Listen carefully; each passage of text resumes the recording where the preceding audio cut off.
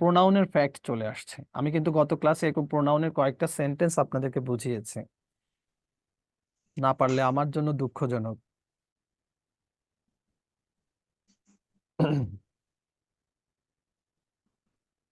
Sir a number হবে, him her. A colleague, number a sir. A colleague of, তাহলে অফের আগে যে আছে আমরা তাকে মাস্ট নাউন ধরছি, ঠিক কি না? আ কলিগ আমার একজন কি সহকর্মী। হ্যাঁ, তাহলে এই কলিগের জন্য সিঙ্গুলার, যেহেতু ভার্ব সিঙ্গুলার, কিন্তু আমার প্রশ্ন হচ্ছে এই জায়গায় না, অফ। অফের পরে আমাকে এখানে যতগুলো আছে সবগুলো pronoun, pronoun pronoun pronoun pronoun, ঠিক কি না? সবই প্রোনাউন। প্রিপোজিশনের পরে যদি প্রোনাউন বসে, যদি প্রোনাউন বসে, প্রোনাউনের কি বসে? হ্যাঁ, objective form. Objective form. Objective form, ঠিক কি না? হ্যাঁ, তাহলে আসেন, হ্যাঁ, আ কলিগ অফ। হ্যাঁ, এবার দেখেন মজার ব্যাপার, সরি, প্রোনাউন বসে। হ্যাঁ, এখানে দেখেন এবার যখনই আমি অবজেক্ট ফর্ম বসাতে যাচ্ছি, আমরা মূলত প্রিপোজিশনের পরে প্রোনাউন বসাই, ঠিক কি না? হ্যাঁ, এখন আমার কানেকশন চলে যাচ্ছে এই কলিগের সাথে, ঠিক কি না?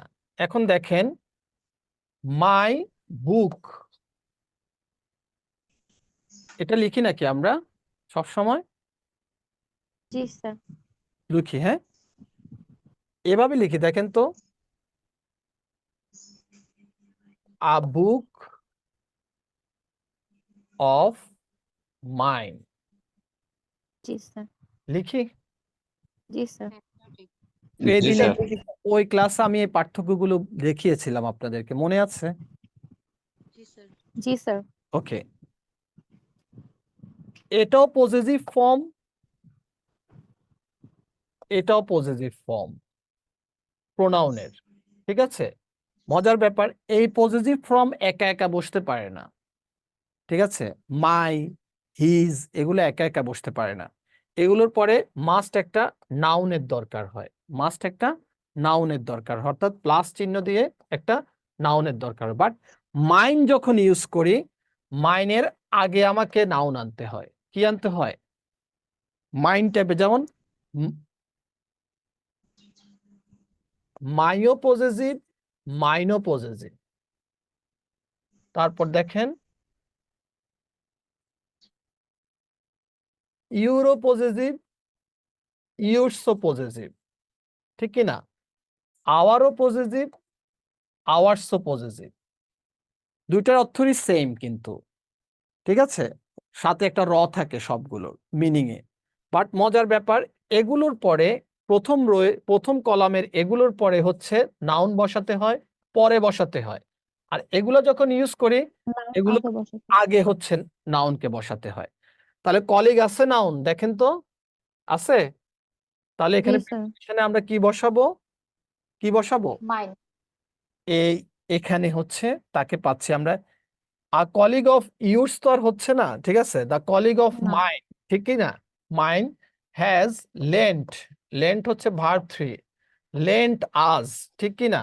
লেন্ট আজ আমাদেরকে দিয়েছে। কলিগটা কি থার্ড পারসন সিঙ্গুলার না? জি স্যার। সিঙ্গুলার কি না? হলিডে কটেজ, এটা একটা নাউন ফ্রেজ কি না? এটা একটা নাউন ফ্রেজ। জি। হুম, জি স্যার। তাহলে স্যার।